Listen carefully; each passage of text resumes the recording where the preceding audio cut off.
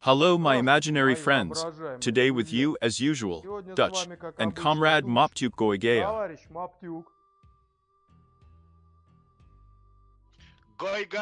Gaia Goy. And as a voice from the Flaming Rune, comrade Vovan Goigea is with us today. Greetings to all Gaia Goy. And today, we are going to talk about the work of David Lynch from the point of view of magism witchcraft. As comrade Moptuk has repeatedly mentioned, all of David Lynch's work is a fairly accurate film adaptation. Various and all movements well, proceed by the way, Dutch. I noticed your voice was disappearing. I don't know, Vovan, did you lose his voice at the very beginning? I have the impression that some of you are lagging the internet because your votes are sometimes decomposed into a number. But usually we can't lag the internet, as it were. Very well, it's okay. Let's start, and it will be seen there. Let the comrades and brothers support us with their intention.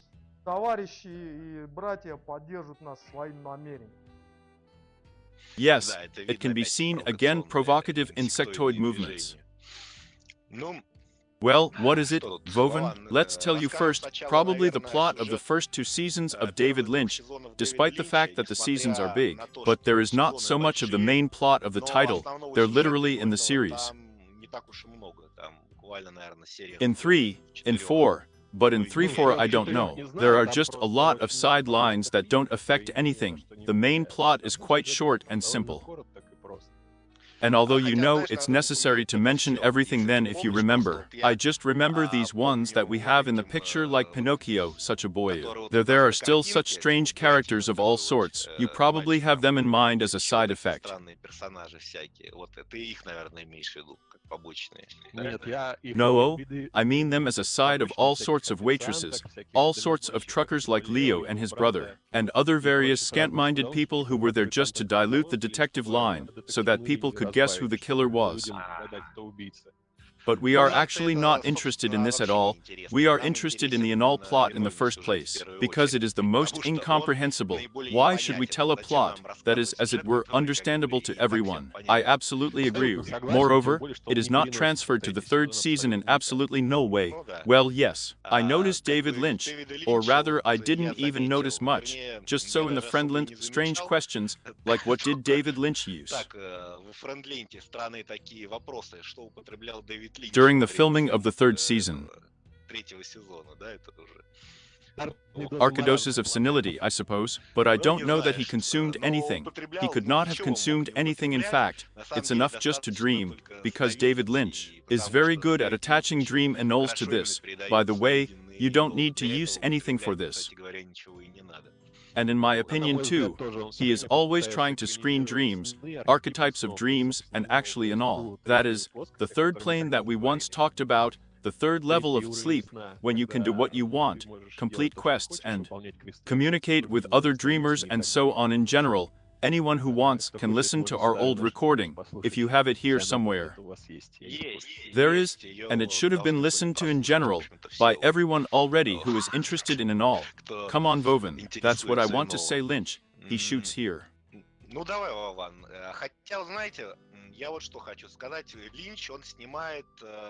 As the main location, what he calls the red wigwam is this. A black wigwam, really. It's red because everyone is looking at the red curtains and can't resist calling it red, okay?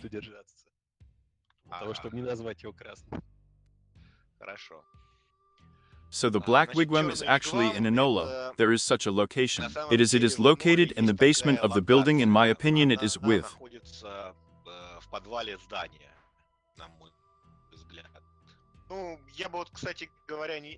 On the one hand, it seems serious, but only though it is difficult. It is a really serious location, but if we describe it from the point of view of our experience that has already passed, then this location is quite where. It's a complete lie. That is, it's pretty deceitful. Nothing. Maybe, like some ancient archetype, it could really be used as the initiation of some. And at the moment, there are really a lot of parasitic entities that are trying to open your brain, so there is a lot to do there. Of course, There is something to do, because the magician must undergo initiation. But it becomes 100 times more dangerous because of all these parasitic entities, and because this system itself already somehow works completely wrong, but is captured by those whom we call Lemurians.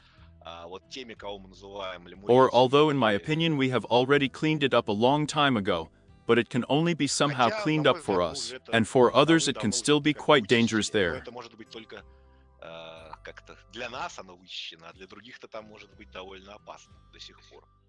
Personally, I can say from my own experience that I was certainly in that location in dreams, but there are no red curtains there. In any case, I did not see, and checkered floors, but oddly enough there are gramophones there. Such old-fashioned with a bell, as it seemed to me, very remarkable, that at the beginning of the third season, Lynch tried to portray it as actually many things, the chips from dreams, were dragged into real life and shown in his TV series or movie. The fact that, for example, everyone is talking backwards except for the dreamer himself is a direct dream trick. If you concentrate, you will realize that in a dream, everyone really is talking backwards oddly enough, and plus gramophones that are in the dark. The room, which usually does not have 1 or 2 walls, plays strange music. It was a rather dangerous location. There were a lot of hostile entities there at one time, but now it has become somehow quieter and quite boring, although gramophones still play something. You see, we have freed up such a trump place for you. Now you can safely come to the Black Wigwam. You are much less likely to be eaten there. I think the Black Wigwam is just as senile. The name from the head, like any other, just Lynch needed to somehow designate the location, he designated it with this name. Maybe that's how he saw her with red curtains. I don't really remember red curtains either. The most important thing there is this strange music, as if even in the style of blues or foxtrot.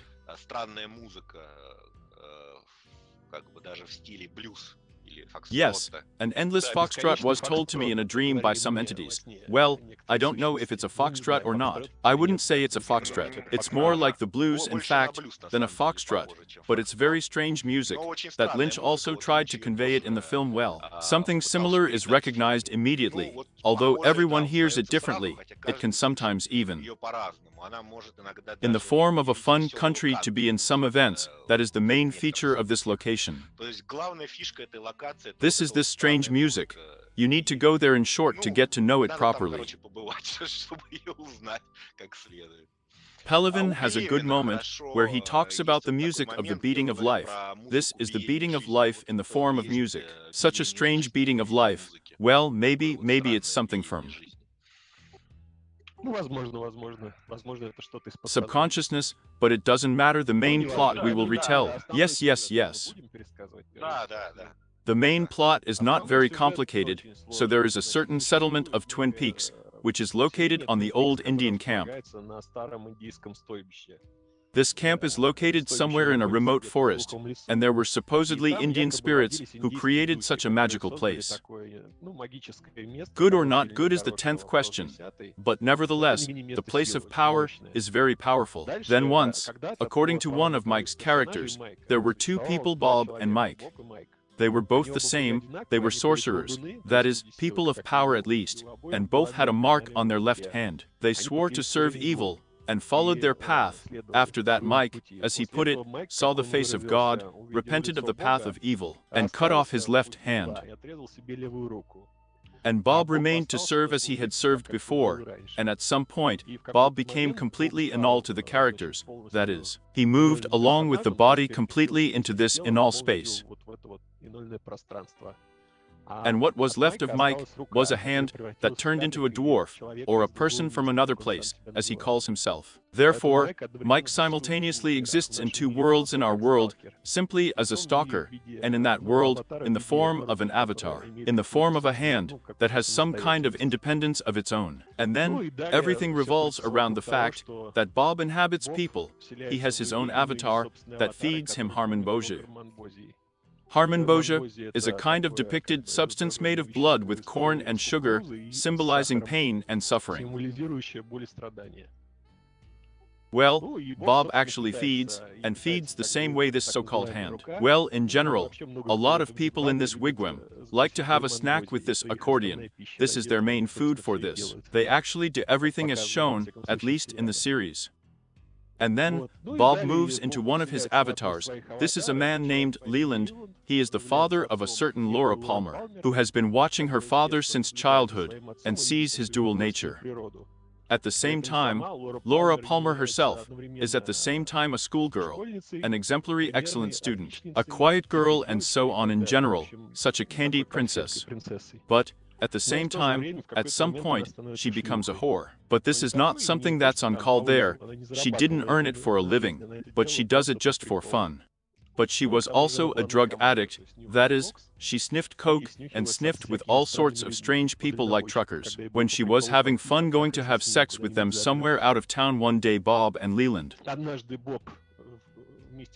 simultaneously. It's hard to say which one of them. Bob will most likely find out that Laura's, well, like a fallen angel, and he has the opportunity to destroy her, which he actually does. Her father is also fully conscious at that moment, but he cannot control Bob, and therefore, in fact, his own father kills Laura Palmer. Wait, but didn't her father also fuck Laura? I'm something. He's kind of her himself. I don't remember exactly. At some point, he finds himself in the car where she was fucked together with her friend. A friend is almost killed. She turns out to be unconscious there. Laura herself is killed by her father Leland. Maybe I forgot something, but it seemed to me that maybe her father raped her or something. Unfortunately, I do not remember whether he raped her or not. In my opinion, it is immaterial.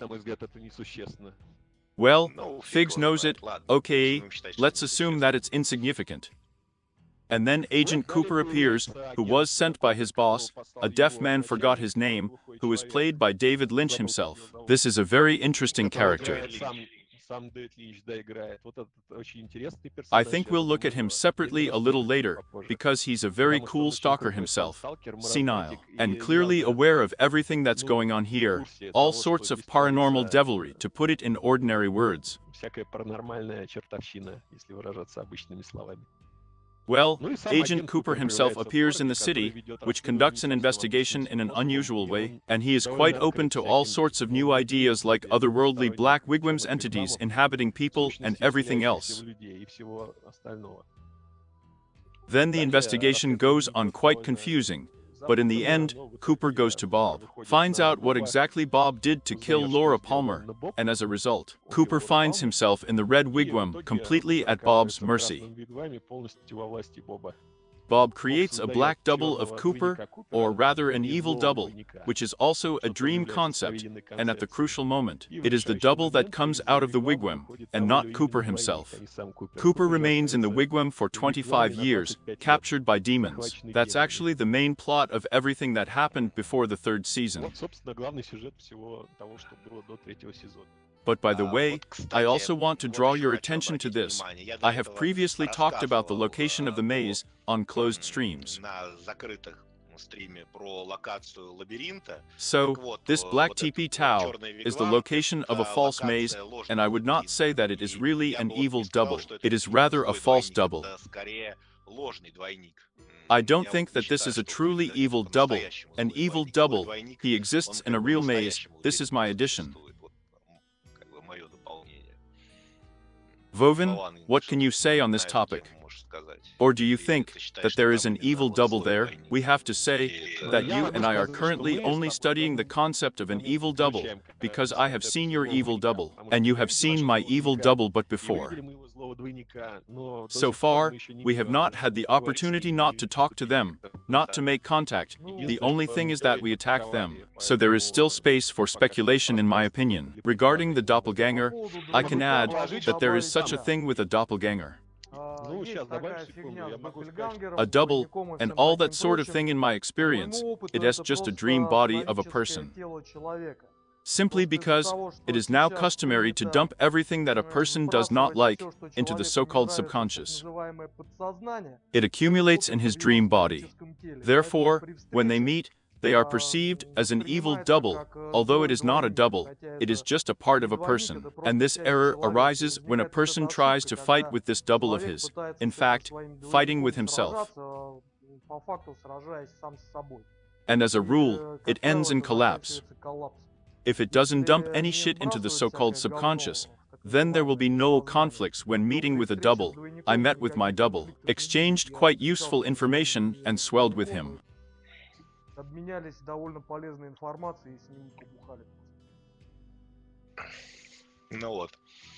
But these are probably all things that we can discuss later. They will already be more closed, because they are more complex, more magical.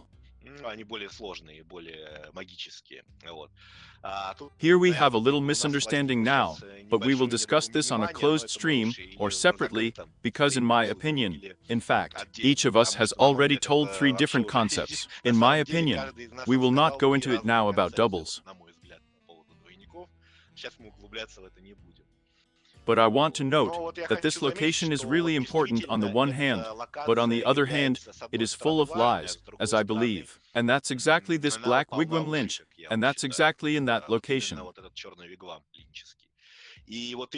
In general, you can't trust anyone, and you don't really need to communicate with anyone there. Which one is that? In the Lynch location, that's where with the red curtains. I see. Here. But there is also a second location. In fact, there is such a movie Fire, Come With Me, which complements the series. And there is a location that is referred to as a shop of small things, and that in the room above the shops of small things.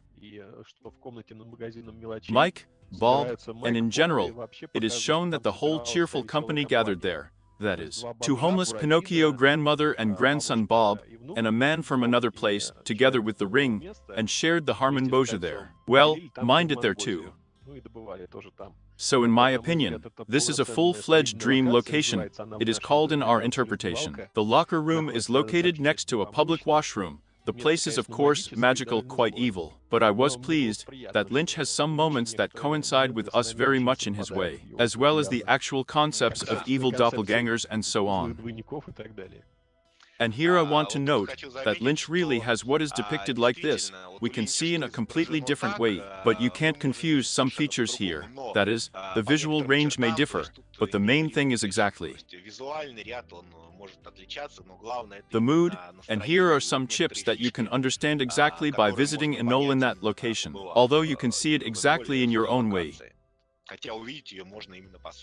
Everyone sees exactly based on the images of their own experience, their own, and I think even here is some kind of mentality that depends on the country, because some locations are American they are.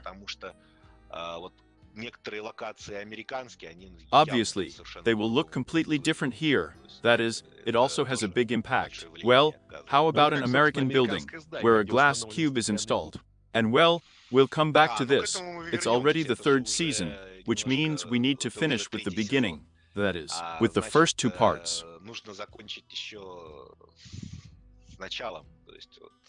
It seems to me that it's worth going through the visual part again when you, Comrade Moptuk, talk about moods. I just see with what tools this is achieved. It uses the visual series that is most approximate to the dreamlike. For example, note that his transitions between scenes are instantaneous without any darkening and other things, just like in a dream. There is an instant transition between scenes. The general plans are also made exactly as you see everything in a dream.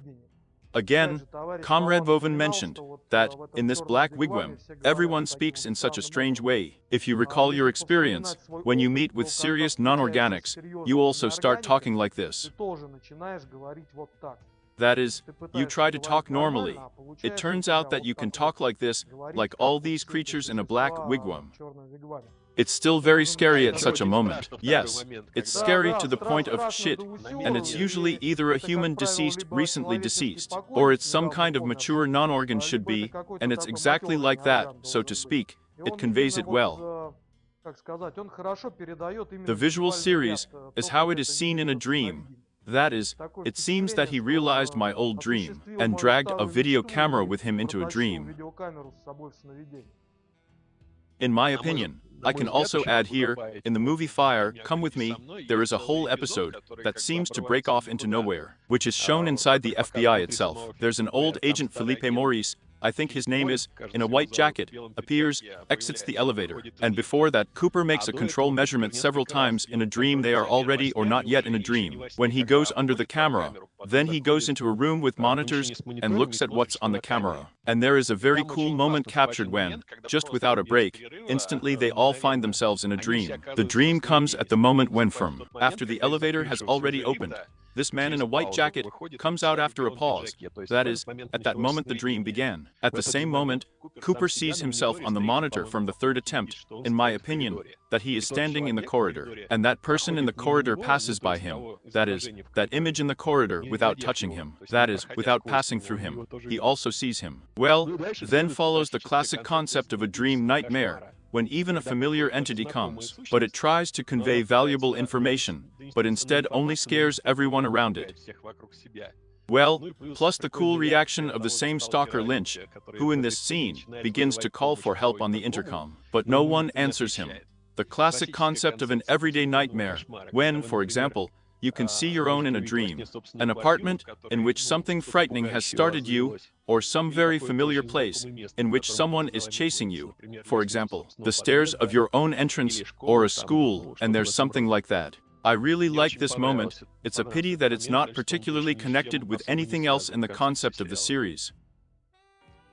I want to remind you that we have already told about the main plot of the first 2 seasons, or not yet. Yes, there is nothing special there. If you look soberly, then everything else is water, which adds atmosphere, adds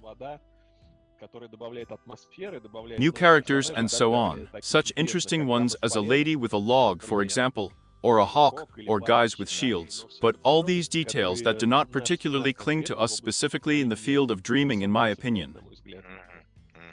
But here, I will briefly tell you how I see what it means. Agent Cooper is a young and inexperienced completely dreamer. That is, it is shown that he is inexperienced because he makes quite a lot of mistakes, and from my point of view the main mistake, that he is trying to talk to these obvious non-organs at all. That is, in my opinion, he communicates in a black wigwam with specific non-organs with whom there is no sense to communicate, and makes this mistake. And already making one mistake, everything seems to drag on after her, and everything ends, in my opinion, very logically. That is, I expected that Cooper would fall into this trap, and indeed his double comes out instead of him. And Cooper himself remains exactly in the dream. That is literally, it is captured by inorganic substances together with the body. This can also happen. It is completely real. That is, it is not necessary. Non-organics can steal, as it were, yours, so what is called an energy body. And you won't wake up in a coma. They can also steal you physically, if there are a lot of them. And there's just a whole gang of these non-organics shown there, probably 7 of them, if you put them all together, or 5. How many of them are there? In that scene above the little things store, which is in the movie, which is missing in the series, it is necessary to count. Well, in principle, 7 non-organics can quite grasp a person. 7 or 8, depending on how you count. If you don't count Mike, then 7. Well, 7 is quite such a gang, from which you need to run headlong, and, in principle, it's already worth running headlong. Even from 5 with 3 you can still pay off. Depends. In the images of the series, it depends on the amount of harmony they and you have. Well, yes, the inorganic is different from the inorganic, but their strength is growing, and I don't know what progression can be exponentially just from their number. Yes, by and large, they want to scare, twist, suck out energy, devour at your expense, and suck everything that they can properly scare, maybe even kidnap. Yes, that's why. That's if at all. Yes, if you are completely interested, and you will conduct an investigation with them together, trying to find out something. That is, there is nothing to find out here, nothing useful to you. I will not tell you for yourself. Think about what Cooper learned. By and large, he already knew who killed whom. Well, I could have guessed it anyway. Another example of non-organics is also shown in David Lynch. They confuse with some events, some kind of plot begins, and it goes further like a fractal tree into more and more details, and you can spend an infinite amount of time in this plot. Also one of their standard attention traps. Yes, in the David Lynch film, this is shown. In my opinion, it may even not be very well shown the behavior of an inexperienced dreamer who has got into a big mess. And of course that's just the continuation, which will be in 25 years. By the way, we were waiting with Vovan. We were sure that Lynch did not just say that, but really it would be like that. Lynch said there would be a sequel in 25 years back then. Yes, I remember Moptuk and I discussed back in 1998 or 99 that there would definitely be a sequel, and as a matter of fact, they waited for him. And it was already clear that exactly what kind of plot would be in this. That is, it was clear that Agent Cooper would be shown, rather, a double in the role of Agent Cooper. That is, that's what the plot will revolve around.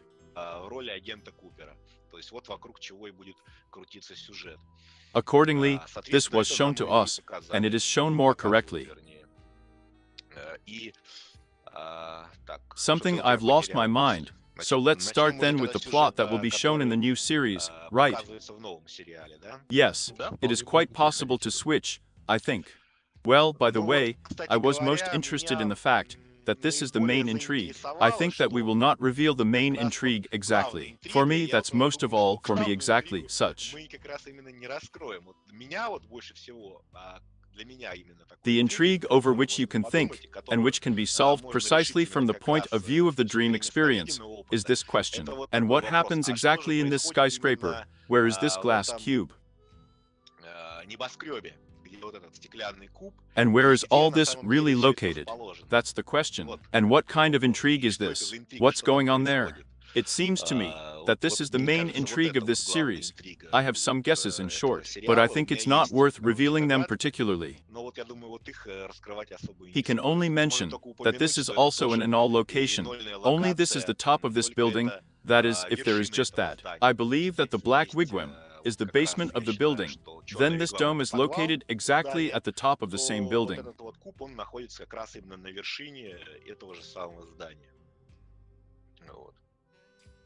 Yes, I absolutely agree. Moreover, I believe that the entity that appeared in the cube and tore two apart is quite possible that it could have happened in a nightmare.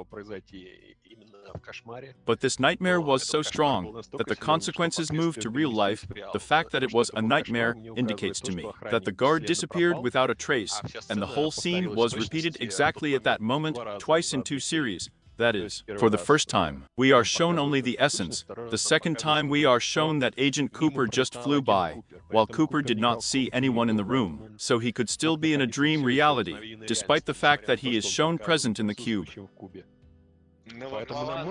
In my opinion, the cube could not focus Cooper, and Cooper proceeded to the concept of the actual shower or broiler, but the essence was delayed due to the fact that it was offended by the presence of two naked idiots. Vovan, you revealed the whole main intrigue in my opinion. I wanted to. In other words, this is exactly what, in my opinion, is the main plot intrigue of this question. Where did it actually happen? And she just answers the question, what is really going on there? All right. Revealed, so revealed. We can say that we have now revealed the main plot of Lynch's intrigue, which I think this time he shoots completely on his own. And this gives hints that it's just this concept that's not worth explaining, and there won't be. And that is, everyone will be wondering, what did Lynch use? And we've just told you from the point of view of an all point of view. Yes, If we briefly summarize what we said, this location exists in two copies, the first copy in real life, and an exact copy of this place, or rather an exact one. A copy is built in the real world, of the dream place, of the dream location. A lot of attention, funds, money were used for this, but also magical energy was clearly there. What a cool stalker you were, who very accurately set the parameters of the room, and it was repeated in real life specifically in order to duplicate it. And accordingly, there is a magical prism that is capable of dragging entities from the dream reality into the real reality. All right. Where does the plot itself begin? It just starts from this moment, right? Two naked idiots come, and here's what I wanted to draw attention to. Why does Cooper manage to get out of his imprisonment at all? Because it was somehow closed for 25 years, but they couldn't. They made some kind of vow, obviously. Having made a vow, they could not fail to fulfill it. In general, they clearly could not imprison an innocent person who had done nothing wrong to them forever. There wouldn't be enough energy. That's exactly the second main concept in terms of the main thing. That is, Cooper, though a fool, but he has good karma. He is shown to be a good person, that is, despite the stupid. His actions are all the same, at the expense of this injustice. What is happening to him, he gets lucky. And due to this luck, he has to get out. And besides that, it is also a vow, that is, they could not completely turn this situation around once and to the end.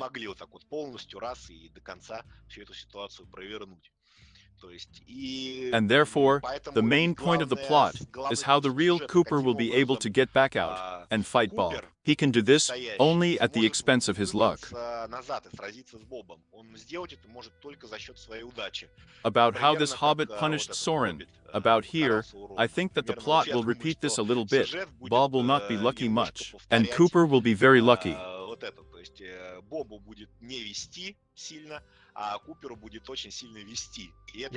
I would like to comment that a very important magical practice of senile and senile magicians has been revealed here. The so-called accumulation of luck is a very important technique.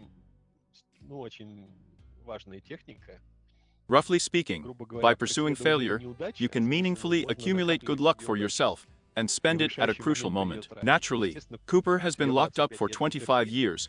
It is not known where in the hell he has accumulated incredible luck, the amount that is clearly shown to us in the casino scene.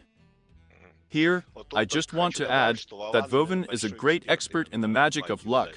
Of course, I understand less about it, but it seems to me that any magician should understand the general principles here, because if you don't have luck, then you can die not on a rock, that is, go outside, and a brick can hit you on the head, or some gopnik, or something else like that.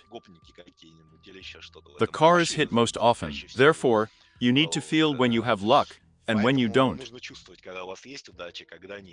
I would add that if a brick suddenly fell next to you, or a car drove over the toe of your shoes, it does not mean that you just got off like that. You spent a pretty fair piece of luck, and now you need to save it again, for a very long time. Naturally, all this may come to the point that your luck is not enough, and you will die unexpectedly. But, as a rule, people still have enough of it. Yesterday, for example, 11 people did not have enough luck to survive a hurricane. In my opinion, the big ones didn't even have enough there. We have already counted more. By the way, a good example is that such natural disasters are an example of such. Or maybe they really had so much bad luck that only a hurricane could punish them. Maybe the hurricane was really kind. That is, he punished only evil people who had no luck.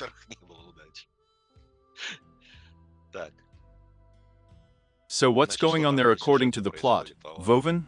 According to the plot, what happens is that there is a kind Cooper who is trying to escape from the wigwam because the deadlines have come. We don't know what deadlines yet, it's not hidden to us, but clearly some kind of vow was given. There is a Cooper Bob, an evil doppelganger who exists in real life and does not want to go back to the wigwam, although he also knows that the deadline has come. There is a certain golem of Dooch, which was created by the obviously evil Cooper, in order to send him back to the wigwam. At the same time, the golem of the Ark is clearly Well, also not an easy machine, even though Mike calls him a soulless homunculus who has already fulfilled his purpose.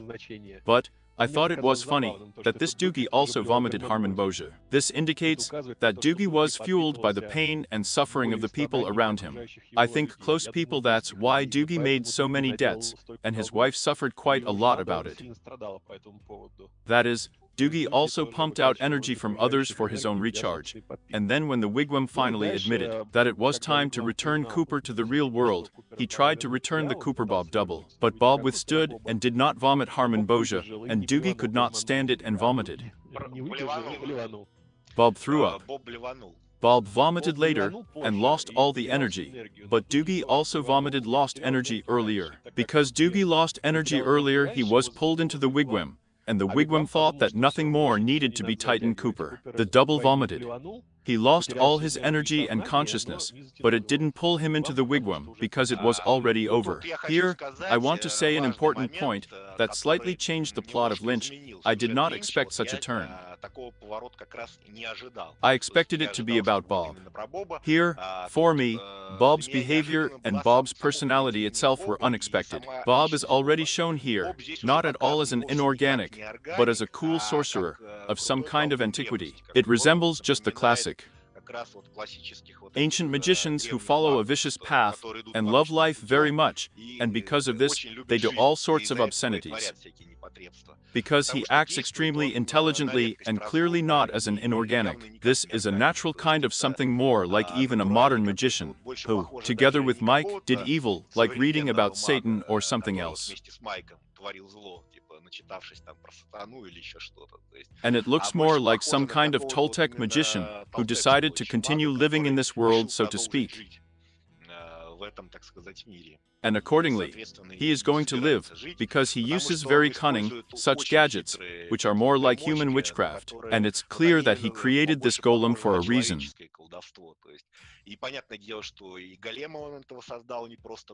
Namely, in order to set him up, and not just to set him up, but to confuse Cooper himself, because where Cooper is there. I believe that, in general, they may not be in real life, they are still in some parallel branch, it may well be.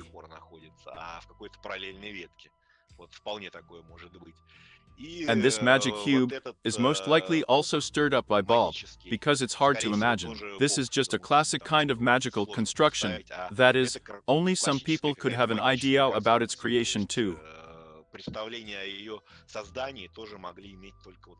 Powerful sorcerers of antiquity. This is my opinion on this. And this just changes, because Bob is initially shown as still quite like this. He looks more like an inorganic, only to devour suffering and no special cunning plans.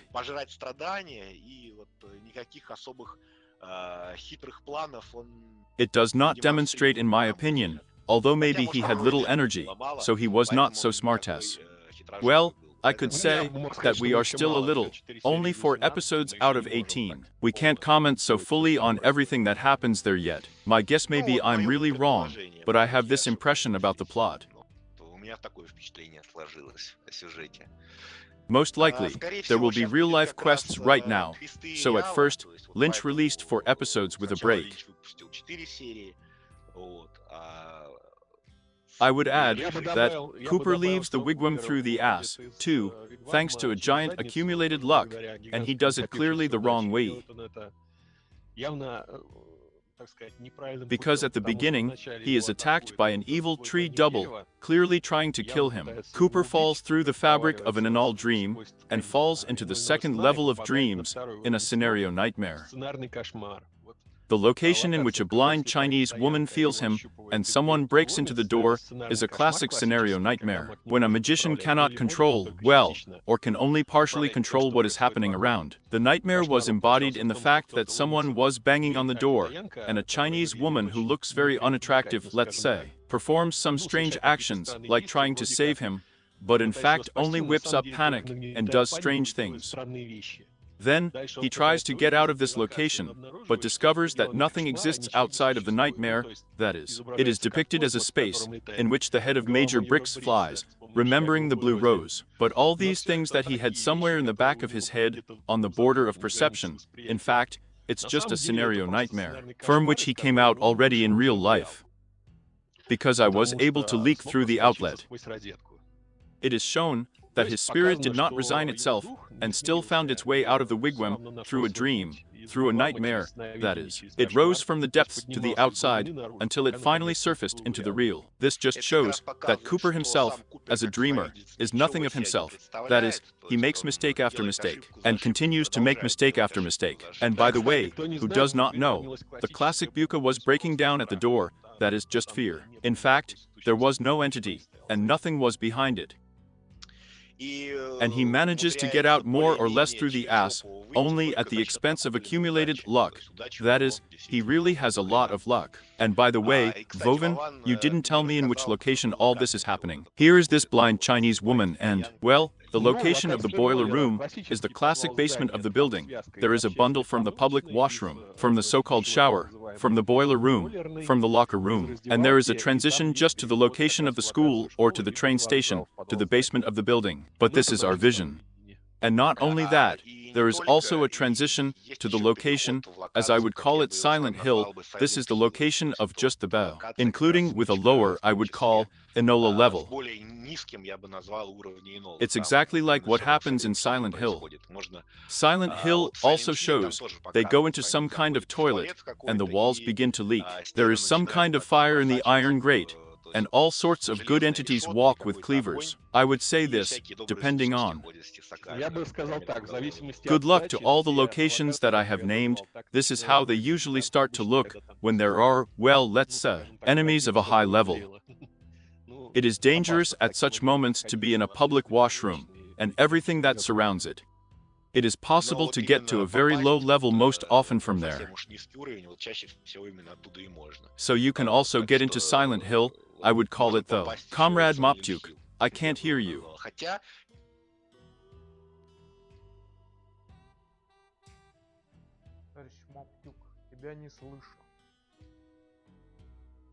Demons dragged away.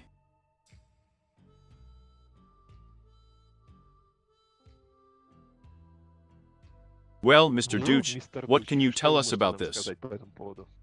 About the dismissal of Comrade Moptuk by demons? Know about what we are shown in the series at the moment.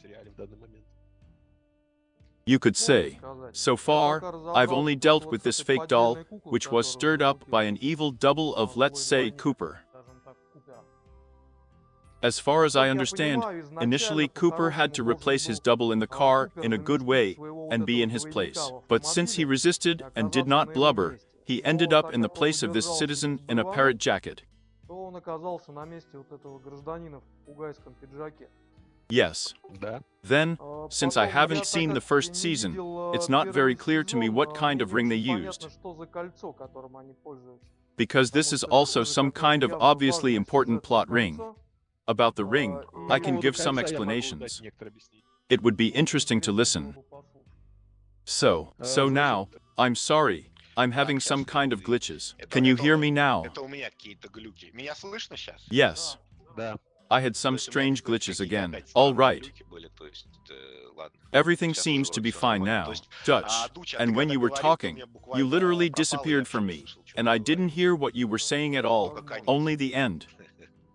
Well, never mind, nothing particularly important. Well, yes, about the ring. About the ring, so there was no ring in the original series.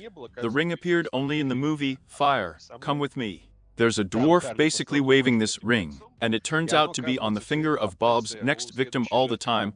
That is, the victim is marked with a ring, and the dwarf also shows Cooper this ring, and says that the next time he sees this ring on someone's finger, that person will die. Further on, there is a green pebble inserted on the ring itself, and an owl sign on it, like in an owl cave. Owl Cave is a location from the original series, in which nothing important is ours in the end. There are indirect indications that Bob and Mike, when they did not visit their own avatars, moved around the real world in the guise of owls, so that's the famous phrase, owls are not what they seem. Well, and a ring with an image of an owl, and with a reference to the owl cave. Well, actually, this ring denotes the following source of Harmon-Boja, as far as I could understand. In short, in general, no one gives any open explanations about the ring. There is another important feature in the fact that the golem did not have a hand on which the ring was worn. As far as I understand, the ring is a projection of this severed hand into reality. No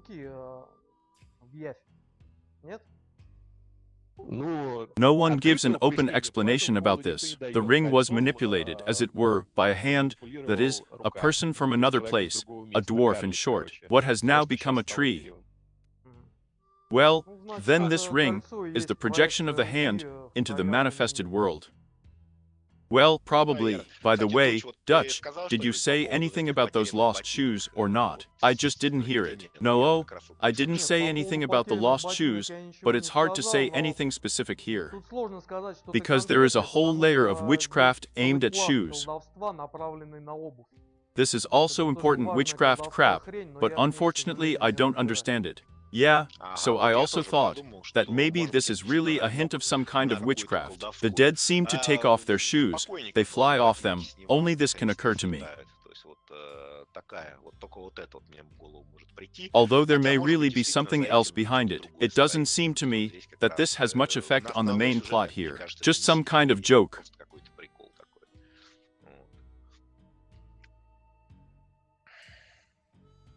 So what have we all managed to cover? Or didn't you have time for something?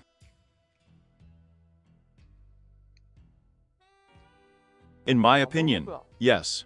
I would also mention the FBI chief, a deaf dude played by Lynch himself. He is clearly a high-level magician and a dreamer. And so he is depicted with a magician who loves to knock the assemblage point out of the interlocutor in a joking manner. First of all, this hearing aid of his. Many magicians of high levels use some such technique to knock the assemblage point out of those who will talk to them from the start. And the hearing aid is very suitable for this. First of all, he adds charisma, and secondly, he makes people nervous from the fact that they are constantly forced to shout something or repeat something at the whim of the interlocutor all the time. Thirdly, I would not be surprised if this device was not needed at all and turned off to hell, that is, this person was not deaf. In my opinion, there is a concrete hint of this when he talks quite calmly and quietly with his partner, when they do not want to be heard. So supposedly turns the volume up. There is a second hint of this when he really turns up the volume. It can be considered as an indication that in ordinary life, he turns up the volume to be more deaf, to better knock the assemblage point out of people. And on the other hand, maybe he wants to hear less of the lack of intelligence. But he is clearly aware of what is going on around some kind of crap. And he sent Cooper for the first time, back in the series, to investigate this case clearly with the same hint as this Felipe Maurice, who disappeared as a result. A man in a white jacket, also an FBI agent. That is, the boss here is clearly portrayed as a fairly high-level magician. By the way, it turns out that this Philip in a white jacket was also snapped up by non-organs. Well, yes, most likely he disappeared before Cooper, just as Cooper disappeared.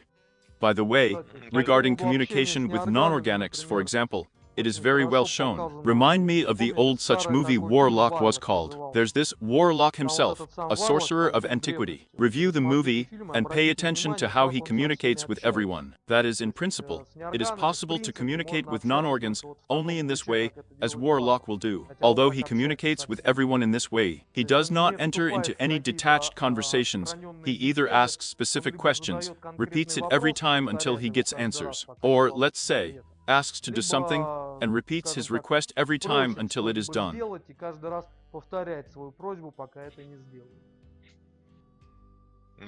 By the way, yes, I watched this movie. It was after the description of the Dooch that it was really shown. But Bob gave me the same impression of a sorcerer of antiquity already, and not an organ in his behavior. It was just the one who loved life too much, and because of this love, he began to create all sorts of obscenities.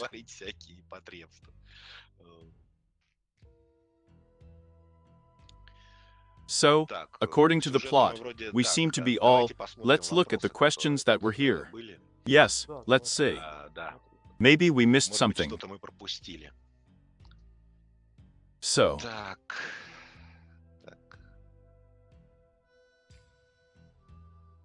Vera also says Вера еще that говорит, there что is a черная black реклама, wigwam белая and a реклама, white wigwam, а and in the белом white рекламе wigwam, как раз just вот this этот big giant seemed to большой be still there. великан вроде бы был еще. A white wigwam is an ambiguous thing.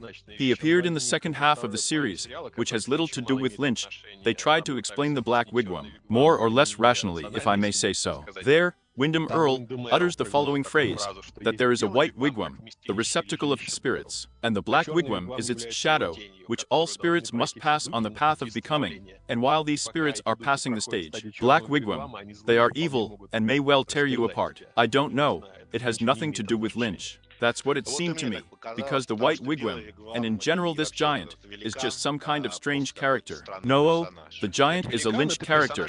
He comes to Cooper's hotel and helps him. Plus, in the new season, he gives Cooper a gramophone to listen to, so it's still a Lynch character. The fact that it was used somehow not so it's understandable another little bit.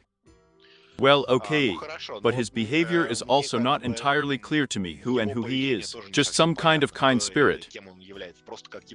But in my opinion, something does not fit into the plot very well. He poured this Cooper coffee, ended up in a black wigwam, so maybe he was kind.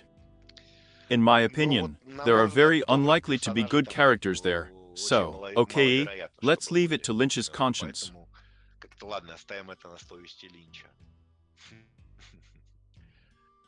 Так.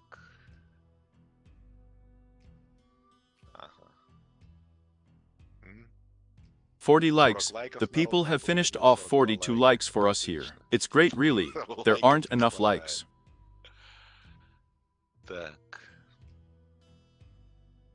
And here's a question from Banger, fellow magicians. A scenario nightmare is already happening in the astral, not in Enola. No, they are just in the original. That's why they are scripts, that is, scripts. This is just an indicator of Enola. There, the script rules the ball mostly. They are all the same, these scenario nightmares, except for some details. Yes, only the situation varies, but the stories are always the same of these nightmares. Literally, there are 10-12 template pieces for all of humanity. This is the archetype. In fact, these are the coolest ones, what can be called nightmares. So in all is exactly the space of archetypes. It has been mentioned more than once.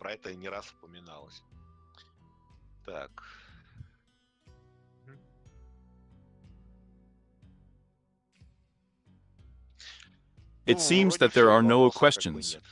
We have already answered about the shoes. Ask questions, comrades. Так, задавайте вопросы, товарищи.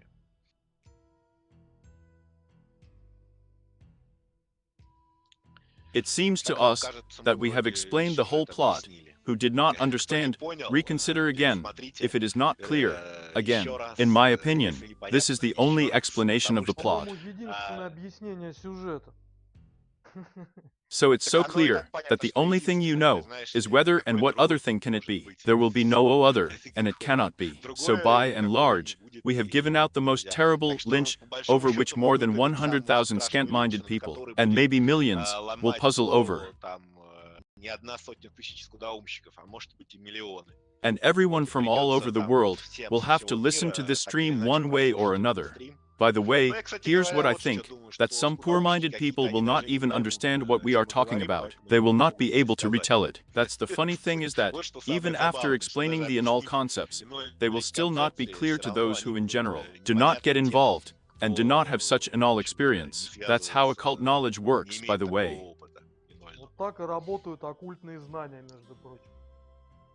That's why they are occult, that even after listening and re-listening, a person is not in the topic anyway, simply will not understand a horseradish. By the way, Dutch, you're lagging me again. That is, I haven't heard half of your dialogue. Yes, we have started to lag the ether.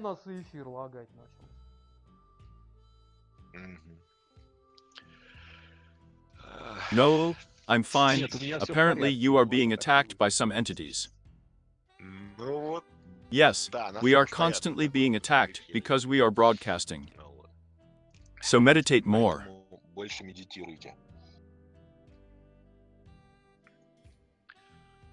Так.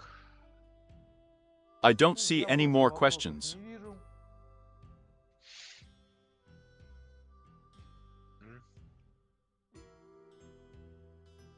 Ну, то They only asked how to accumulate luck, and by the way, we have already briefly explained Vovan, but this is a more difficult practice. And Vovan may give a master class already in some closed broadcast. I believe that it is. Magic with luck, it is necessary to have a good experience already. Already understand what the intention is, and how to use it at least. And it would be nice to feel the flow of power. And yes, and it's natural to feel the flows of power. And without this knowledge, it's generally useless information, and may be harmful, because everyone understands something to the best of their, so to speak, lack of intelligence.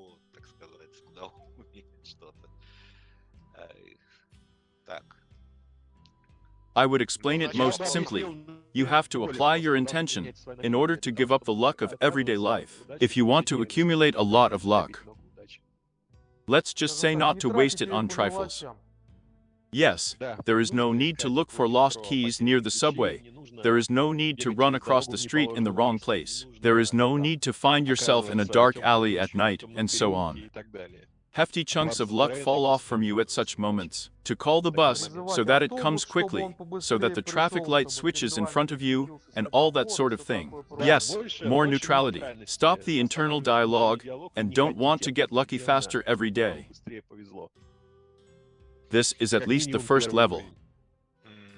Vovan, such secret information should not be given out like that, because we have an open broadcast, and again I want to repeat, that this is really any practice should come with some experience, just like that without experience, it will not be clear.